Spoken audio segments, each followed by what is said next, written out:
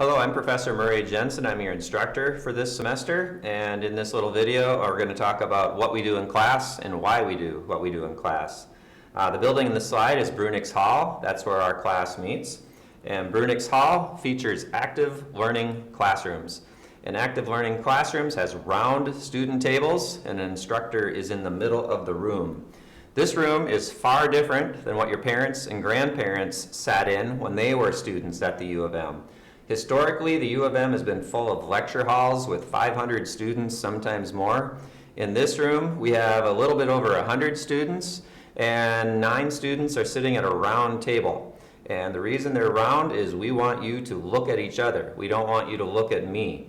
And when you are looking at each other, you hopefully are engaging in good conversation. This class is going to have a lot of discussion, a lot of problem sets to figure out, and the reason we do it gets back to a couple of individuals. Lev Vygotsky was a social constructivist theorist, and he's from Russia. And his premise is this: students engage in conversation, optimize their learning. If you want to figure something out, you talk with people. You don't just listen, you talk. Vygotsky lived a long time ago, but his ideas are still true today. And a person that built on Vygotsky was Piaget, genetic epistemology. Epistemology is the study of knowledge, or how do we know what we know. But you combine Vygotsky and Piaget, you've got a really strong learning theory. And what we're doing, in all cases, is trying to make sense of scientific concepts. How does your body work? How does the nervous system work? How does a muscle work? Trying to make sense of scientific concepts.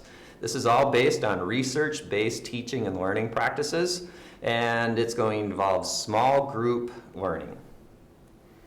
This is a lot of what we do is started in medical schools. The medical schools have what's called case studies, and case studies are different than what we do in that case studies often take 2, 3, 4 weeks to complete, and sometimes one case study will take up an entire semester.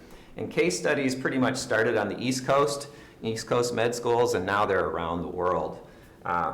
In advanced physiology classes, something that you might take if you're a senior physiology major, you might have a case study or inquiry activity that takes a week. And this is a picture of Dee Silverthorne. She's at the U Texas, and she is a champion of inquiry-based learning in advanced physiology classes, and her method is picking up quite quickly. For us, we do not go multiple days with one problem set. We typically finish in one day. A day in our class will start with me talking, then you'll engage in the problem sets and talk quite a bit, and then at the end of the day, I will give you closure. We do not have multiple day problems. We try to finish up everything in one day. Sometimes you're going to have some questions kind of remaining at the end of your problem sets, and I will help you there, or I'll say don't worry about them, but I'm going to try to make sure that every day we leave knowing what's going on. If you want to dig more into this learning theory and the effectiveness of active learning, there's a link here. Scott Freeman is a biologist who has studied the effects of active learning versus lecture. Here's a typical problem set that we're going to be looking at in class. And what this graph shows is what's called an action potential, and this is something that you find in the nervous system. And when we hit this thing in class, I'm going to start by asking you some easy questions, such as what's on the x-axis? What's the value on the y-axis?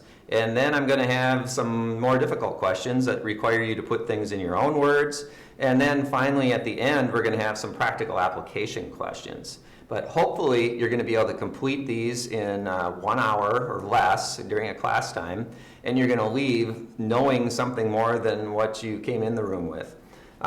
We have handout packets that contain all our activities, and these problem sets, these activities, are what you bring to class. This is the stuff we do in class. Finally, when you work in your groups, you're going to be typically working in 3, sometimes in 2. And probably the biggest change for you is we're going to actually assign roles. This is very important. When we do this, I'm going to push for a reader. Somebody must read the problems out loud, and we must have an official recorder. Somebody kind of makes the official language and sometimes that's written on the board for everybody to see. And another person might be a professional doubter, somebody who says, are we sure of that, or do we really know what we're talking about? And the doubter might also be a timekeeper. Should also add that some days I'm going to have group present in front of the classroom, or maybe just go around the outside of the room, where I have people from each group stand up, and that's the spokesperson. So the stand-up person takes a microphone, and I might say, what'd you get for question 4, or what'd you get for question 9, or something like that. This is a fun class. It's a lot of action, a lot of conversation, and if you like to talk, this is the place you want to be. But if you're more introverted, it's going to take some energy. It doesn't excuse you from anything, but you're going to have to engage in conversation in this class. It's a good one. See you in a couple days.